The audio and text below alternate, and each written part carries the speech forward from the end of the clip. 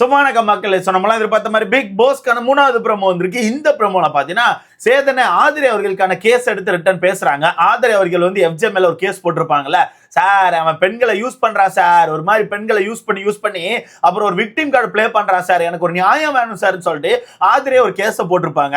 ஆனா அந்த கேஸை பொறுத்தவரைக்கும் ஆதிரை பக்காவா பிளான் பண்ணியிருந்தாங்க. பயங்கரமான பிளான்லாம் போச்சு. ஏன்னா 2 நாளா எஃப்ஜே காலி பண்றதுக்கு ஆட்கள் எல்லாம் திரட்டி வச்சு விட்னஸ் எல்லாம் ரெடி பண்ணி வச்சாங்க. ஆனா என்ன நடந்துச்சு, அந்த கேஸ் நடக்கும்போது எஃப்ஜே வந்து ரொம்ப சிம்பிளா சார் சாரி சார் என்ன மன்னிச்சுக்கோங்க சார், ரொம்ப கில்ட்டா ஃபீல் பண்றேன் சார்னு சொல்லிட்டு அந்த கேஸை டப்புன்னு முடிச்சு விட்டான். அந்த கேஸ் அப்படி டப்புன்னு முடிச்சு விடும் போது ஆக்சுவலா ஆதிரைக்கு வெற்றி கிடைச்சிச்சா எஃப்ஜேக்கு வெற்றி கிடைச்சிச்சா, யார் அங்க வெற்றி பெற்றாங்கன்னே தெரியல. ஏன்னா எஃப்ஜே பொறுத்தவரைக்கும் அந்த கேஸ்ல தோத்தான், ஆனா அவன் ஜாலியா சுத்திட்டு இருந்தான். ஆனா ஆதிரை பொறுத்தவரைக்கும் அந்த கேஸ்ல ஜெயிச்சாங்க, ஆனா அவங்க சேடா சுத்திட்டு இருந்தாங்க. அதனால இப்ப சேதனை என்ன பண்ணிருக்காங்கன்னா, இவ்வளவு ஈஸியா ஒரு கேஸ் முடிஞ்சிருக்கு, அதை விடக்கூடாத இரு எடுத்து பேசுவோம்னு சொல்லிட்டு சேதனை அந்த கேஸ் ரிட்டர்ன் எடுத்துட்டு வந்திருக்காங்க. எடுத்துட்டு வந்துட்டு எஃப்ஜே கிட்ட ஒரு கேள்வி கேட்கறாங்க. அப்புறம் எஃப்ஜே என்னப்பா நீ உன் மேல ஒரு கேஸ் போட்டாங்க, அந்த கேஸை நீ ஏப்பா தோத்த, எதனால அந்த கேஸ்ல வந்து எதனால உனக்கு அந்த கேஸை தோக்கணும்னு தோணுச்சு சொல்லு அப்படின்னு சொல்லி கேட்கறாங்க. அப்ப எஃப்ஜே என்ன சொல்றான்னா, சார் இங்க பாருங்க சார், ஆதிரை வந்து லைம் லைட்ல இருக்கணும்னு சொல்லிட்டு இந்த டாஸ்கை யூஸ் பண்ணி என்ன காலி பண்ண ட்ரை பண்ணாங்க சார், என்ன காலி பண்ணி அவங்க லைம் லைட்ல வர பார்த்தாங்க, அதான் நான் டக்குன்னு அந்த கேஸை க்ளோஸ் பண்ணி விட்டேன் சார்னு சொல்லிட்டு எஃப்ஜே சொல்றான். அப்ப சேதன் என்ன கேட்கறாங்கன்னா, அப்படியாப்பா அதனால கேஸை வந்து தோத்துட்டு வின் பண்ண மாதிரி ஜாலியா என்ஜாய் பண்ணிட்டு இருந்தியா, என்னப்பா கதை இது, அந்த கேஸ் எதுக்கு போட்டாங்க, நிறைய விஷயங்கள் வெளியே வரணும்னு சொல்லி தானே போட்டாங்க, அப்படி இருக்கும்போது அவங்க நினைச்ச விஷயங்கள் வெளியே வரவே இல்லையாப்பா, ஆதிரை வந்து நிறைய விஷயங்களை யோசிச்சு அந்த கேஸை போட்டாங்க, ஏகப்பட்ட விஷயங்களை வெளியே கொண்டு வரணும்னு சொல்லி பிளான் பண்ணி அந்த கேஸை போட்டாங்க, அந்த மாதிரி விஷயங்கள் வெளியே வரலன்னு சொல்லிட்டு நம்ம சேதனை சொல்றாங்க. சொல்லிட்டு கேட்கறாங்க ஆதிரை கிட்ட, அப்படிதானே ஆதிரை வரல ஆதிரை அப்படின்னு. ஆதிரை எங்க இருந்து, ஆமா சார் வரல சார் அப்படிங்கிறாங்க. என்ன ஆதிரை பேச்சில் தடுமாற்றம் தெரிகிறது, சத்தமே இல்லாம பேசுறீங்க, இப்படி பேச மாட்டீங்களா ஆதிரை, ஒரு மாதிரி இப்ப பவரா பேசுவீங்க, இன்னைக்கு ஆதிரை செத்தக்கோழி மாதிரி பேசுறாங்க, அது எப்படிங்க சாட்டர்டே சண்டே வந்தா மட்டும் நீங்களா செத்தக்கோழி மாதிரி பேசுறீங்க, ஒண்ணு பேசவே மாட்டேங்க இல்லன்னா ஓவரா பேசுறீங்க, இதுக்கு நடுவில் சேதனை மாட்டிக்கிட்டு படாத படப்பட்டு இருக்காரு. இதுல அந்த மனுஷன் ஹோஸ்டிங் நல்லா பண்ணாலும் திட்டு வாங்குறாரு, நல்லா பண்ணாட்டியும் திட்டு வாங்குறாரு, வந்து சும்மா பேசிட்டு போனாலும் இவன்லாம் ஒரு ஹோஸ்டா அப்படிங்கிறாங்க, வந்து அட்டி எல்லா கண்டென்ட் எடுத்து போட்டு பொறிச்சாலும் இவனுக்கு ஹோஸ்டிங்கா பண்ண தெரியல அப்படிங்கிறாங்க. அந்த மனுஷன் உங்களுக்கு என்னதான் பண்ணணும், அது எப்படி உங்களுக்கு பிடிச்சால திட்டா பிடிச்சால போட்டு அட்டி பொறிச்சிட்டா உடனே அந்த மனுஷனுக்கு ஹோஸ்டிங் பண்ண தெரியல நடிப்பீங்களோ, தெரியல ப்ரோ. நிறைய பேர் இப்படி சுத்திட்டு இருக்காங்க. ஊன்னா ஒரு நேரம் ஃபயர் விடுறாங்க, ஒரு நேரம் அவங்களுக்கு பிடிச்சால பிடிச்சி அடிச்சுட்டா உடனே சேதனை தப்பு, சேதனை ஹோஸ்டிங் சரியில்லைன்னு சொல்லிட்டு ஒரு மாதிரி பிடிச்சி அந்த மனுஷனை போட்டு திட்டிட்டு இருக்காங்க. என்ன கதைன்னு தெரியல. அப்ப இந்த இடத்துல நம்ம அண்ணன் கேட்கிறாப்ல, நிறைய ஆதாரம் வெளியே வரலப்பா, ஆதிரை நினைச்ச விஷயம் ஏகப்பட்டது வெளியே வரல அப்படி சொல்றாங்க. ஓகேவா? அப்ப அந்த இடத்துல எஃப்ஜே என்ன சொல்றான்னா, சார் இதை பேசணும்னு நினைச்சிருந்தா எப்ப வேணா பேசியிருக்கலாம் சார், இந்த கண்டென்ட் அவங்க பேசணும்னு நினைச்சா எப்ப வேணா பேசலாம், அதனால நான் அந்த இடத்துல பேச வேண்டாம் நினைச்சேன் சார், வேற ஒண்ணும் இல்ல சார் சொல்லிட்டு எஃப்ஜே சொல்றான். அதுல நம்ம அண்ணன் ஒரே ஒரு விஷயத்தை தான் கேட்டாப்ல, இப்படி இந்த கேஸை நடக்க விடாம பண்றதுனால என்னதை மறைக்கலான்னு பாக்குறீங்க, என்ன விஷயத்தை நீங்க மறைக்கலான்னு பாக்குறீங்க, அப்படி என்ன விஷயத்தை நீங்க மறைக்கிறீங்க அப்படின்னு சொல்லிட்டு நம்ம சேதனை கேட்கிறாங்க.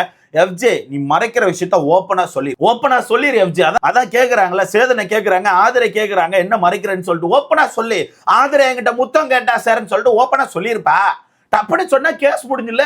டப்புன்னு இந்த இடத்துல நம்ம ஜட்ஜா இருக்க நம்ம சேதனை வந்து டக்குன்னு கேஸ் க்ளோஸ்ன்னு சொல்லி எழுத போறாங்க.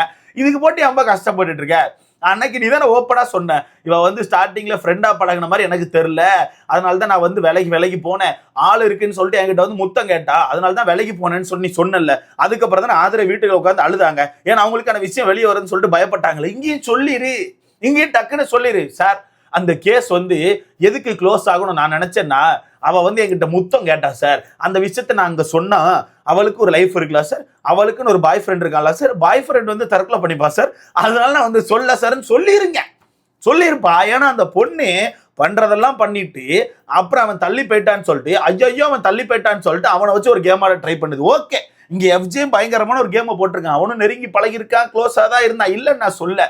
ஆனா நீங்க இப்போ ஒரு கேம் போடுறீங்க தெரியுமா, ஆதிரை எனக்கு வெளியே பாய் ஃப்ரெண்ட் இருந்து இருந்தாலும் அவங்ககிட்ட நான் வந்து ஃப்ரெண்டா தான் இருந்தேன், இல்ல ஃப்ரெண்டா இல்ல ஃப்ரெண்டையும் தாண்டி ஒரு இதுல இருந்தேன், அப்ப லவ்வரா இருந்தீங்களா, இல்ல லவ்வராலாம் இல்ல லவ்வருக்கு கீழே, அப்ப ஃப்ரெண்டா இருந்தீங்களா, இல்ல ஃப்ரெண்டுக்கு மேல லவ்வருக்கு கீழே, அந்த மாதிரி ஒரு இடத்துல இருந்தேன்னு சொல்லிட்டு அக்கா ஒண்ணு விதவிதமா உருட்டிட்டு இருக்கு. அது கேட்டா இந்த உறவுக்கு உலகத்திலே பேர் இல்லைன்னு சொல்லுது, நீ பேசாம உடைச்சிருப்பா, அந்த உறவுக்கு உலகத்திலே பேர் இல்லைன்னு சொல்லிட்டு என்கிட்ட வந்து முத்தம் கேட்டா சார், நான் ஒரு கன்னி பையன் சார், என்கிட்ட முத்தம் கேட்டா சார், உடைச்சிரு அப்படியே எல்லாத்தையும் உடைச்சு அதுல ஒளிந்து போக, இருந்தால இது ஒரு கேஸ்ன்னு சொல்லிட்டு சேதனை ரிட்டர்ன் வரை எடுத்து வச்சிருக்காரு. என்ன ட்ரை பண்றீங்க, இப்ப இந்த கேஸ்ல என்ன ட்ரை பண்றீங்க? நேத்துக்கான முதல் ப்ரோமோல சேதன் என்ன சொன்னாங்க? நிலுவையில இருக்க விஷயத்தை தான் கேஸா போடணும். அதாவது முடியாம இழுத்துக்கிட்டே இருக்கும்ல, அந்த விஷயத்தை தான் கேஸா போடணும். ஜட்மெண்ட் வந்த விஷயத்தை கேஸா போடக்கூடாதுன்னு சொன்னீங்கல்ல நேத்துக்கான ப்ரோமோல, நீங்க தானே சொன்னீங்க. இது 2 தடவை வீட்டுக்குள்ள ஜட்மெண்ட் வந்துட்டேன். 2 தடவைங்க. ஆதரை வீட்டுக்குள்ள வந்த முதல் நாள் நைட்டே எஃப்ஜே கிட்ட போய் உட்கார்ந்து, எஃப்ஜே நீ இப்படி பண்ண, எஃப்ஜே எனக்கு தெரியும், எஃப்ஜே இப்படி பேசின, எஃப்ஜே இது தப்பு எஃப்ஜேன்னு சொல்லிட்டு அந்த டைமே எஃப்ஜே கிட்ட போய் பேசியிருப்பாங்க. ஓகேவா? அன்னைக்கே உட்கார்ந்து பேசினாங்க. அப்ப எஃப்ஜே உட்கார்ந்து பேசினா, அப்போ ஆதரை வந்து எஃப்ஜே ஒரு மாதிரி முக்கிட்டாங்க. ஒரு கட்டத்துக்கு அப்புறம் அடிச்சிட்டாங்க. நீ இப்படி பண்ண, இங்க இப்படி பேசின, வியானா கிட்ட இப்படி தான் பழகுறேன்னு சொல்லிட்டு ஆதரை எஃப்ஜே முடிச்சு விட்டாங்க. ஆனா எஃப்ஜே கையில ஒரு செக் பாயிண்ட் இருக்கு. ஏன்னா அன்னைக்கே அந்த பாயிண்ட சொன்னான், கேமராவை திருப்பினாங்க. ஓகேவா? ஆக்சுவலா சொல்லிட்டே இருக்கும்போது, நீ அப்படி பழகலையா ஆதரை, நீ அப்படி பழகலையா ஆதரை, நான் சொல்லட்ட ஆதரைன்னு சொல்லிட்டு ஏதோ சொல்ல வந்தா, அன்னைக்கு அந்த கேமரா திருப்பிட்டாங்க. ஓகேவா? திருப்பிட்டு ஒரு 2 நிமிஷம் கழிச்சு அந்த கேமரா காமிச்சாங்க. ஆதரை உடனே ஓகே இந்த ஒரு பாயிண்ட் தான் அவங்ககிட்ட இருக்குன்னு சொல்லிட்டு அங்க இருந்து நடந்து வந்துட்டாங்க. அன்னைக்கு நடந்துச்சு, அன்னைக்கு நைட்டு தான் நடந்துச்சு. ஆதரை வந்து ஒயில்ட் கார்டா உள்ள போன அன்னைக்கு நைட்டு இந்த சம்பவம் நடந்துச்சு. ஓகேவா? அன்னைக்கு நான் வீடியோல சொல்லியிருப்பேன், எஃப்ஜே கிட்ட ஏதோ ஒரு பாயிண்ட் இருக்கு, எஃப்ஜே ஏதோ கையில வச்சிருக்கான், அதனால தான் ஆதரை பயப்படுறாங்க, நடந்து வந்துட்டாங்கன்னு சொன்னேன். அதே மாதிரி ஒரு வாரத்துக்கு முன்னாடி நினைக்கிறேன், போன திங்கக்கிழமையா இந்த திங்கக்கிழமையா ஏதோ ஒண்ணு, ஆமா இந்த திங்கக்கிழமை நைட்டு நினைக்கிறேன், உட்கார்ந்து பேசினாங்கப்பா எஃப்ஜே ஆதரை 2 பேரும் உட்கார்ந்து பேசினாங்க. அப்ப எஃப்ஜே உட்கார்ந்து மன்னிப்பு கேட்டான். அப்படி பேருந்தா மன்னிச்சுக்கோ, நான் அப்படி பண்ண மாதிரி உனக்கு தோணுச்சுன்னா மன்னிச்சுக்கோ, நான் அப்படி பண்ணல, நான் யார்கிட்டயுமே அப்படி பண்ணல, வியானா கிட்ட அப்படி பழகல, ரம்யா கிட்ட அப்படி பழகலன்னு சொல்லிட்டு அந்த பையன் மன்னிப்பு கேட்டானே. அந்த பையன் உட்கார்ந்து மன்னிப்பு கேட்டான்பா.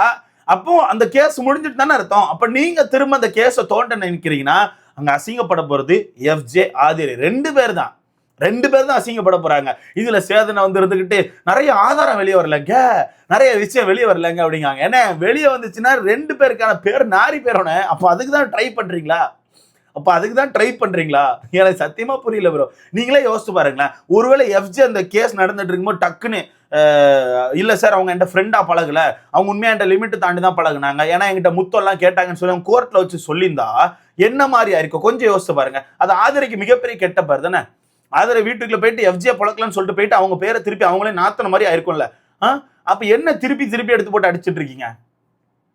ஏதோ ஒன்று அடிக்கணும்னு சொல்லிட்டு பிடிச்சி போட்டு அடிச்சிட்டு இருக்காங்க. நல்லா இருக்கு. இதுல கண்டிப்பா விக்ரமுக்கு கிளி விழுந்தாலும் விழும். ஏன்னா விக்ரம் அவர்கள் தான் அங்க லாயரா இருந்தாப்ல. விக்ரம்க்கு ஒரு அட்டி விழும். என்னப்பா லாயரே, ஆளு தோத்தாலும் பரவாயில்ல, ஆனா விட்னஸ்னா வெளியே வந்துட ட்ரை பண்ண போலன்னு சொல்லிட்டு விக்ரம் ஒரு அடி விழுந்தாலும் விழும். ஸோ எனக்கு தெரிஞ்சு இன்னைக்கு நைட்டு நல்லா இருக்கும் நான் நினைக்கிறேன். ஸோ வெயிட் பண்ணி பார்க்கலாம். நீங்க சொல்லுங்க ப்ரோ. இப்போ அந்த கேஸை அவன் தோத்ததுனால எனக்கு தெரிஞ்ச 2 பேருக்கான பேரையும் காப்பாத்திக்கிட்டாங்க. இல்ல அந்த விட்னஸ் ஏத்த ஆரம்பிச்சிருக்கான்னு வச்சுக்கோங்களேன், அது வேற மாதிரி போயிருக்குமா இல்லையா? ஏன்னா இவங்க விட்னஸ் யாரெல்லாம் ரெடி பண்ணி வச்சிருந்தாங்க தெரியுமா? பாரு, சுபிக்ஷா வந்து அங்க லாயரா போயிட்டாங்க.